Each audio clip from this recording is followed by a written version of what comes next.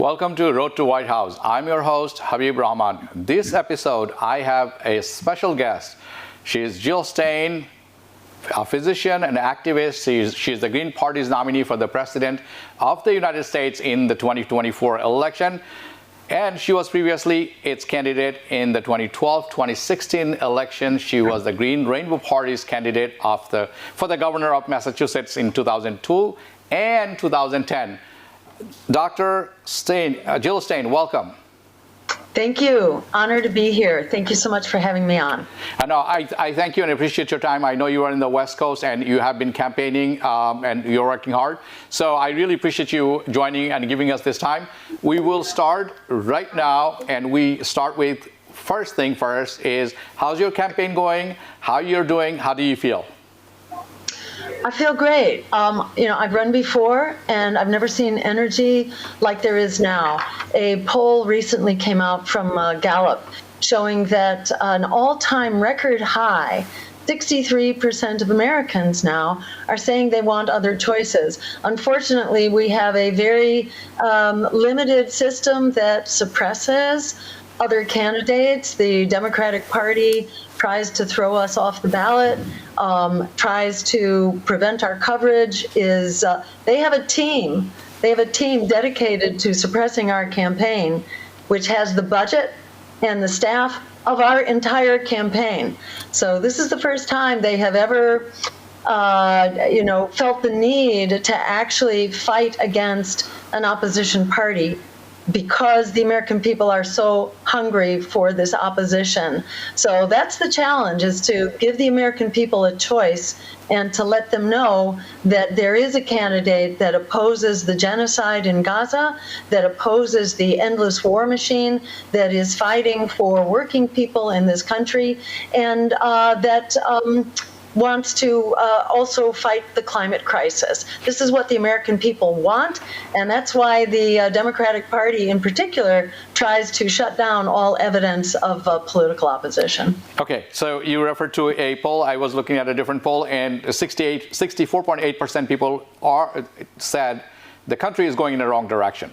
24.9 or 8 that said they are okay with that. I believe you're referring to that poll. No, actually, I'm talking about a different poll that was done by Gallup, I believe in October, that showed 63%. And this was specifically, are you happy with the two major political parties? And 63% of Americans now say that they are not. But it's very consistent with the with the results of the poll that you showed, which showed about the same amount of people, just under 2/3 of the American public, that feel like we're going in the wrong direction, and that's consistent with 2/3 who say that the parties are not serving us. All right, talking about wrong direction and people not happy with the policies and stuff, what are the key policy initiatives you plan to champion if you are elected? So number one, we would put an end to the genocide. The American people, and talk about polls, at 68% of Americans want an immediate ceasefire and a negotiated solution to the genocide in Gaza. 60% of Americans, over 60%, want a weapons embargo on Israel right now to ensure that this genocide is brought to an end. And that can be done with a simple phone call. Ronald Reagan did that in the 1980s, simply by calling the president of Israel and telling him that the genocide, well, at that time it wasn't a genocide, but thousands of people were being massacred in Lebanon. And the President Reagan said to Israel, it's over, and you have to bring your troops home and stop the bombing. It was over within 24 hours because the U.S. is calling the shots. That's one thing. Another, we would promote health care as a human right. We would cut the military budget in order to put our dollars into the urgent needs of the American people for health care and housing and education, and get people out of debt. We would also cut the military budget in order to do that. And we would create a Green New Deal by declaring a climate emergency, which we have in this country, around the world. By recognizing the climate emergency, that will automatically release over $500 billion in funding every year for America to get serious about ending fossil fuel production and transitioning on an emergency basis to clean renewable energy. You're talking about clean renewable energy. Let's talk about that a bit. How do you differentiate your climate policy from those of the other major parties? I know Trump, and we all know Trump has no climate policy. So let's talk about the other people who are talking about the other their policies, especially Democrats. So how do you differentiate your policy from their policy as far as climate policy is concerned? So what they believe in is creating new renewable energy. And so their policies, the Inflation Reduction Act, for example, is mostly about creating renewables, but it doesn't phase out fossil fuels, and that's the problem. So, they are all talk but no do when it actually comes to dealing with the climate crisis. And in fact, the Inflation Reduction Act massively increases fossil fuel extraction. It requires 60 million acres offshore and 2 million acres onshore be auctioned off every year before any major renewable projects can be built. So they talk the talk, but they don't walk the walk, and they are not solving the climate crisis. In fact, they talk about how terrible the Republicans are, but if you actually look at the track record, it's under Joe Biden. He massively increased fossil fuel production far above what Donald Trump did. And the same was true for Barack Obama, who also increased fossil fuel production far more than George Bush. So the Democrats talk the talk, but it's actually smoke and mirrors. They are not solving the climate crisis. They are every bit as dangerous as the Republicans. You said the facts about drilling and producing more fossil fuel. Biden is doing more than Trump. It is so true. Okay. Steve Bannon said something very interesting. I'm going to come back to that a little bit later in our discussion because I think that's going to be very important on a different context. The context that he used, but I'm going to come back to that. Let's talk about what changes because you mentioned quite a few things, and I'm sure. We all know the politicians don't run the country, but the corporations do. It's so true, right? So when you said about the corporations and tax policies and inequalities and stuff like that, cutting the defense budget, you're not going to make a lot of friends in D.C., I'll tell you that much. But what changes do you propose to address income inequality in this country?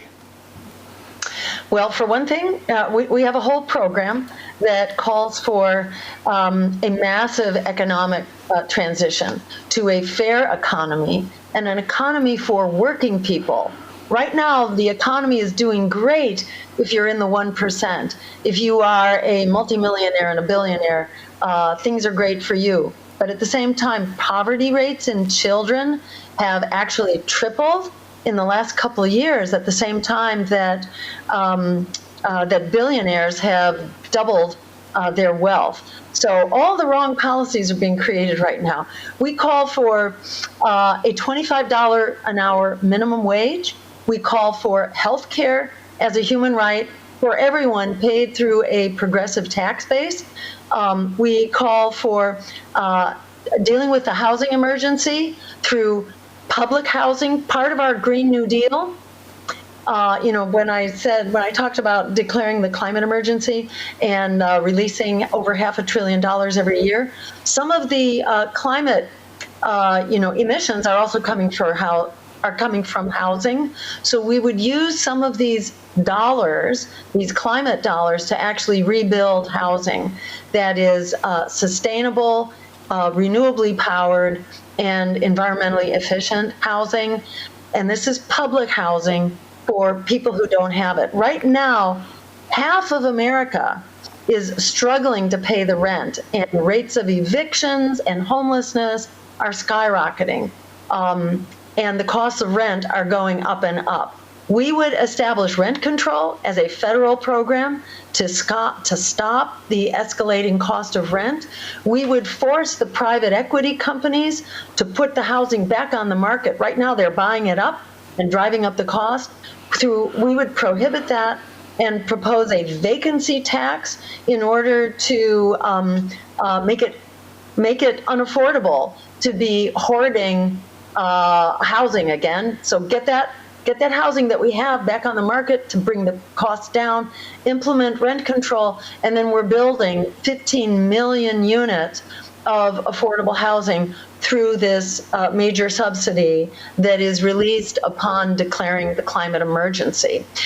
So that's a very important component. We also call for free public higher education, which this country used to provide. It doesn't anymore. And back when the economy crashed in 2008, our Democratic Congress and the Democratic White House under Obama, they bailed out the crooks on Wall Street that crashed the economy, while homeowners were thrown out and young people were thrown to the dogs with skyrocketing student debt. So we will cancel student debt and make public higher education free. So these are some of the main drivers of growing inequality. These are some of the major policies that we would promote. And I would be glad to talk about how do we do this in a political culture that is bought and paid for by the real estate industry, by the fossil fuel companies, and so on. And we could talk about the power that we have, and in a nutshell, I'll just say, instead of just being a commander-in-chief, we call for the president being the organizer-in-chief in order to help people be the driver of our democracy. Right now it's corporations, it needs to be the people. And there are many ways that we can help bring back the power of the people. We need to have town hall meetings again. Right now, legislators don't meet with their constituents. They meet with their donors, their big donors, instead of their voters. So by bringing back town hall meetings, we will force that accountability. We'll also bring back congressional hearings in order to help educate the public and the press.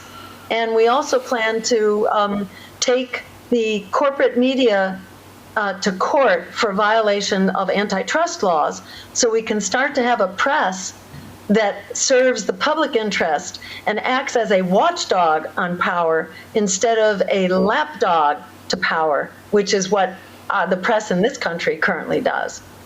Yeah, I was listening to one of your interviews. You mentioned the same words that you just mentioned right now about the watchdog rather being a lapdog.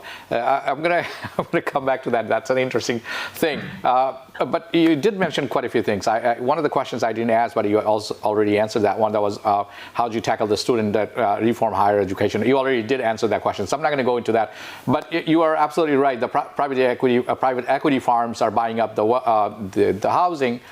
And also we are producing less and less units, and that's causing the shortage of housing, and it has become unaffordable at this point. The median house in the U.S. is like $429.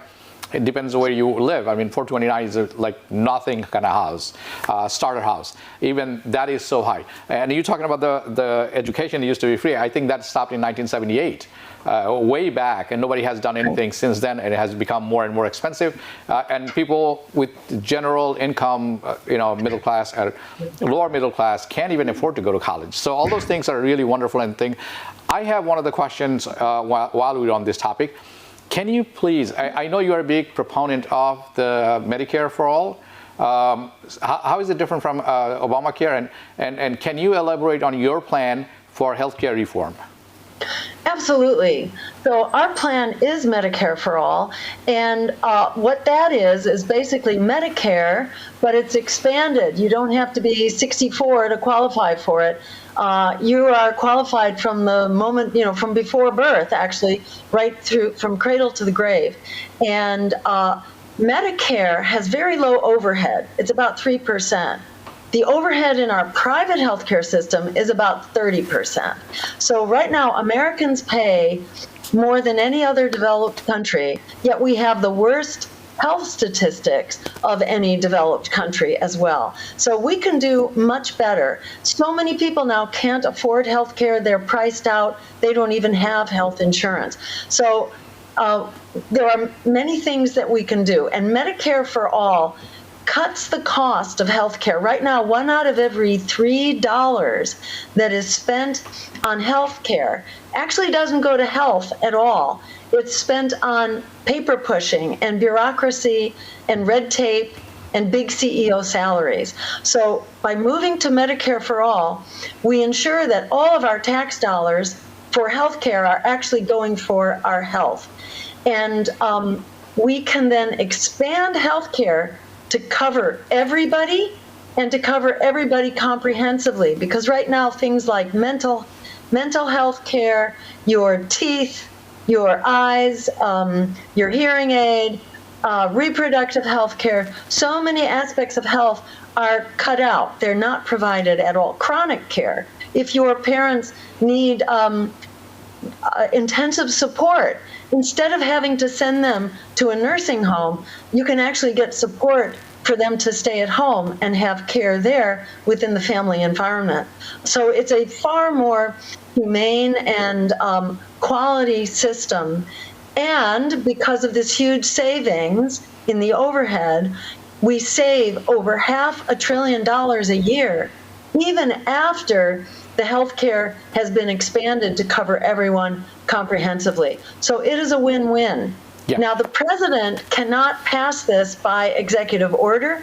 The president can propose it. This is where the president has to act as an organizer-in-chief, not just a commander-in-chief. Fortunately, the American people strongly want this bill, and they've been quite educated about it, and in polls generally support it by very strong majorities. So this is where we need to bring back the power of the people, and we need to have town hall meetings. We need to be exposing the representatives who are not meeting with their constituents. We need to be holding public hearings so we can actually cover what the healthcare crisis is, and we help bring the power of the people to bear on our congressional process. Right now, it has almost nothing to do with the congressional process, which is mainly driven by money and lobbying. That is a separate issue, and our hope is, we'd like to pass a constitutional amendment and get private money out of politics altogether, repeal Citizens United, provide public funding that puts candidates all on a level playing field so that they're competing in the area of ideas, in the area of policy, instead of competing for who can raise the most money by selling their soul to corporate America. So we need the change to the system, but that's not going to be the first thing that we get passed. We're far more likely to pass health care reform first because the American people are engaged on this and are highly, motivated right now to become very involved in the democratic process and force it through basically grassroots mobilization. Absolutely. I think the healthcare is one of those basic safety nets that everybody should have, especially if you're living in the richest country, richest of the richest in the world, and then you are actually debating whether you're going to have or not and what kind of coverage, whether you're going to have, if you're a female, rights or your right to choose what you want to do with your body, that kind of thing. These are all criminalized. The doctors are losing licenses. These are becoming serious issues that has nothing to do with politics. These are regular, lifestyle. It should be, but it is not. It's criminalized. Staying on this criminalized or criminal justice reform, what is your stance on policing and criminal justice reform? Oh, it's really critical. We need to put communities in charge of their police instead of having police in charge of their communities. So we need, for example, community police control boards, which are elected positions rather than appointed, because often you have an old boy network between the mayor or the city council and the police, where it becomes very hard to police the police. So what has worked pretty well are these independent community police control commissions, because right now we have a rising rate of police murders in the community, and it goes up every year. It's somewhere around 1,300 in the last year of innocent people, very disproportionately of color, who are being killed through police violence. So one thing is putting the communities in charge through these regulatory boards. we also need to have accountability at the federal level, because if accountability is only in the local community, too often there is kind of a buddy-buddy relationship and the police are protected. We also need to end what's called partial immunity, whereby police are generally held harmless for violence that they cause. And we need to root out white supremacy within police forces. That is a problem too. And finally, many communities are adopting these additional services. It's like alternative community safety, because mental health problems, mental health crises, for example, or small arguments about a barking dog in the neighborhood, those kinds of problems should not be going to our police force. We need to have people with experience in conflict resolution, in mental health, and so on, who are available for those kinds of, where that kind of skill is needed. That saves, it saves a lot of violence, and it saves on police budgets. It enables communities to use their dollars in a way to protect community safety in a much more effective and comprehensive way. Dr. Stein, we talked about your policies and some of the other stuff. Let's focus on you, Green Party, your campaign, and a bit the outcome of this election. So what are the biggest challenges you foresee during this campaign, and how do you plan to overcome them? Well, the biggest challenge has been the effort of the Democratic Party in particular to throw us off the ballot. The Republicans, Donald Trump, is known to interfere after the election by interfering with the peaceful transfer of power. Well, the Democrats do it before the election, and Republicans do it before the election too, by stripping voter rolls and trying to interfere with the right to vote. Well, the Democrats do that as well, but in particular, they throw their competitors off the ballot. This is a very authoritarian thing to do. This is not what democracy looks like. So early on in the election, the Democrats proudly announced that they had hired an army of lawyers in order to try to throw their competition off the ballot. They have also publicly advertised for people to manage infiltrators and spies in order to try to mess up our campaign and our organizations. And most recently, Time magazine just yesterday published how the Democrats have a war room to basically try to smear campaign against us. And their war room has a budget which is the size of our whole campaign. In fact, it's about 10 times the size of our campaign's budget. So they are throwing tens of millions of dollars into simply trying to smear us. Now, why are they doing that? They could address the issues. They're very worried that they have lost the vote. They've lost the Muslim vote in this country because of the genocide in Gaza. Well, instead of just trying to smear their opposition, they should address, the crisis of this genocide. Kamala Harris could simply enact a weapons embargo to the apartheid state of Israel. And by doing that, she would win back a whole lot of votes. But she doesn't want to actually fix the problem. She wants to continue the genocide and continue to serve her friends in the state of Israel.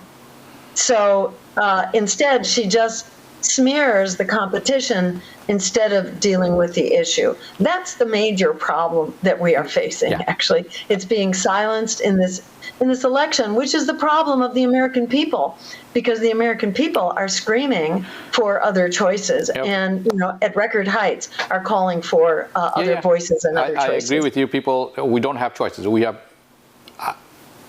lack of better word, lessers of two evils. Yes. And then there is you. So we have these three options. People like Cornel West could not get on a ballot. So these are concerted efforts to get people off the ballot, just like you were mentioning. I want to stay focused on this one. What is, if you're elected, what is the first thing would you do if you were elected? So if I won the election on Tuesday, I wouldn't wait to be inaugurated, I would pick up the phone on Wednesday and call Bibi Netanyahu and tell him that his genocide is over. And he will say, oh, no, it's not. And I will say, oh, yes, it is, because your supply of weapons, your economic aid, your diplomatic cover, and your intelligence support is over. It's over until such time as you end this genocide and you have withdrawn from the occupation, for starters. And then there are a few other things to come into compliance with. But those are the absolute first things which Israel needs to do. It must do. International law requires it to do that. And I would simply put the force of the presidency behind it. Yeah, I'm sure this brings a lot of relief to a lot of people who are watching us now and will watch in a few hours when it goes on social medias and stuff like that. Because regardless of who you are, Muslim or non-Muslim, Jewish or Christian, this genocide has to stop. And somebody, at least speaking openly about this, which is you. There are other peoples too, but you are really heavily into it and you are actively doing and raising your voice. We appreciate, we Muslims, regardless. I think everybody who has a heart should understand and see there's a genocide and systematic genocide is going on, just like what happened in the Holocaust. I think you would agree. Okay, moving on. And now I'm going to get into a little bit uncomfortable question, and I think it is important that we dig into this one. So you are a third-party candidate. As a third-party candidate, many believe that you really don't have a real shot at winning the presidency. That's the critics say. And they also say that you will hand over the presidency to Trump, as you most likely did in 2016. So is that a correct assessment? That's the question. And when you were talking about drilling and oil and fossil fuel and all these things, Steve Bannon, I mentioned you when you finished, Steve Bannon says, he said that, that Stein is the key to Trump's path to victory. And I exactly said, I quote, "The path to victory is clearly maximizing the reach of the left-wing alternatives." Now, no Republican knows that oil production under Biden is higher than ever, but Jill Stein's people do. Stein is furious about the oil drilling, which you just mentioned. The more exposure these third-party candidates get, the better it is for us, Trump and Steve Bannon and company. That's Steve Bannon. This was published in New York Times, I believe, April 10th, this year, 2024. Your response, please. So I don't think Steve Bannon is, has a monopoly on truth or political insight, to tell you the truth. And I would say the same thing about the New York Times, although they're coming from different perspectives, but they are very compromised players here. They're also, each of them are serving their own particular, donor set here. And, Steve Bannon is not a strategist in my view. Recent polls have actually shown something which is really quite intuitive. Muslim voters have already walked away from Kamala Harris.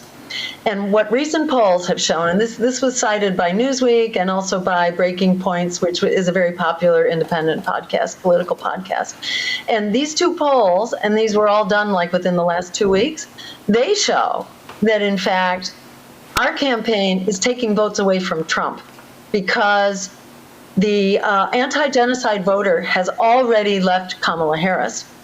And if we are not included in the polling, if it's just Harris and Trump, the polls are, they're pretty close. But when we're added to the mix, people are coming over from Trump, not from Kamala, because people have already left Kamala. So, in fact, the impact of our campaign right now is to draw away votes. The other day, a young Hispanic woman came to a house party we were doing, and she was like overjoyed to hear about our campaign and our policies on the border and our our humane approach to immigration. And she was so excited because she knew nothing about our campaign, had only heard about it an hour before. She was going to go tell all her friends because they were voting for Trump. And I asked her, why are Hispanics voting for Trump? And she says, well, it's because Biden is the bigger, deporter. He's the current deporter in chief. That's why they're voting for Trump. And it's the same thing on genocide. So many Muslim Americans have already removed their vote from Harris because she is the current genocider in chief. Now, the reality is that Trump has basically said to hurry up and finish the job. So in my view, these are both greater evil candidates. There is no lesser evil here, and there is no worse offense than genocide, And it's not only that Kamala Harris is committing genocide, she's also expanding the war machine all over the place. She's called for the most lethal military in the history of the world. That's her sense of, what our U.S. image should be. She advocates a very aggressive foreign policy towards Russia and towards China. We have the potential to be engaged in 3 wars right now, which could all be going nuclear. And she keeps rewarding Israel for expanding the war. And, for its attack in Lebanon, they rewarded Israel with another $8 billion. So what we're saying is that they're both terrible, and one should not be intimidated against doing the right thing here. And in fact, she also said that Iran is the greatest threat to the United States. So she's ginning up a much bigger war and is giving Israel, reason and encouragement to go ahead and create World War III, in order to protect its right to genocide.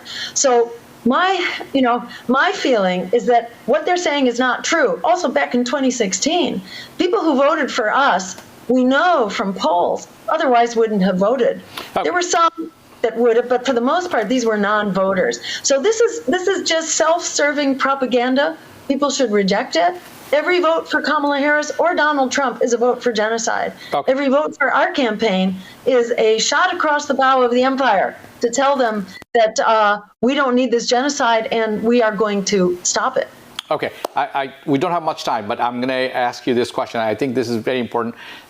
We talked about the Kamala Harris, and what you mentioned in a nutshell, that you didn't take her vote. Those people weren't going to vote for her anyway, and now they have a choice, which is you. So you are Jewish, yet you have taken a very, very strong anti-Israel position because of this genocide.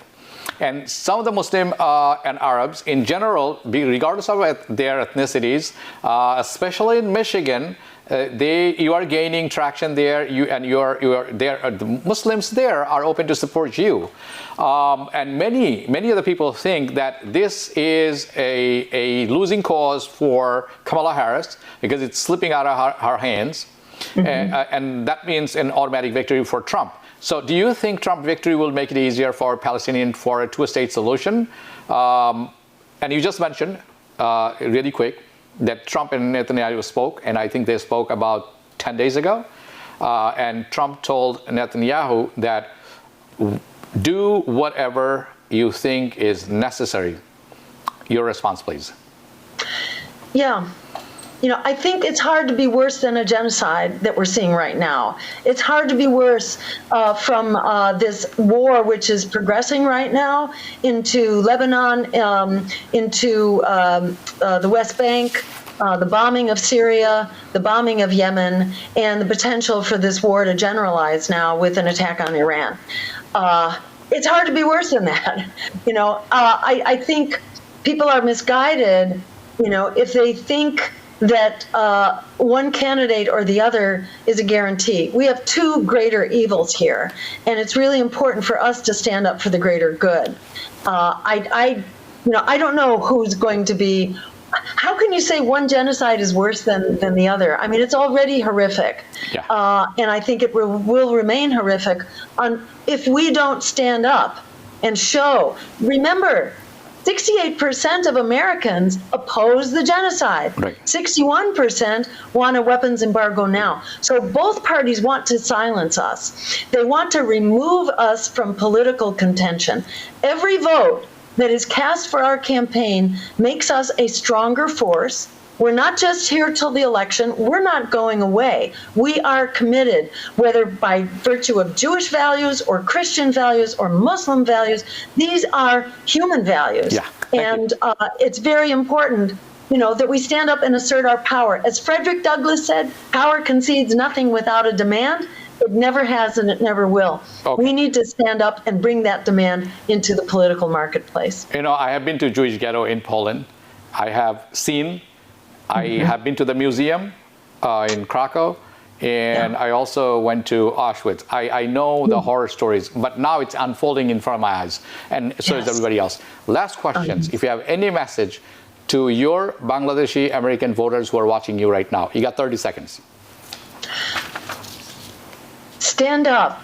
Don't let them intimidate you. Use the power of your vote. And as we begin to join together, they want us to be divided and conquered, but we share basic human values, Muslim, Jewish, Christian, and just plain human values. As we get together and reject their divisiveness, their effort to divide and conquer, as we get together, we will be an unstoppable force. So stand up and vote to stop genocide, to support everyday people in this country and around the world by ending this endless empire and this genocidal war. We can help provide for our real human needs here in this country and become an unstoppable force. We may not get there overnight, but we have begun, and together we're unstoppable. Go to JillStein2024.com to find out more and vote for Jill Stein and Rudolph Ware if it's a write-in campaign. You can write us in every state where we're not already on the ballot. And we can be an unstoppable force to shut this genocide down as soon as possible. Dr. Jill Stein, I thank you very much. I really appreciate your time. I wish you all the best. I'll see you around regardless of the outcome of the election. Be good. I appreciate it. Thank you so much for inviting me on. Sure. Take care. দর্শক, এই ছিল এখনকার মতো। আশা করি ভালো লেগেছে। দেখা হবে পরবর্তী অনুষ্ঠানে। শুভরাত্রি।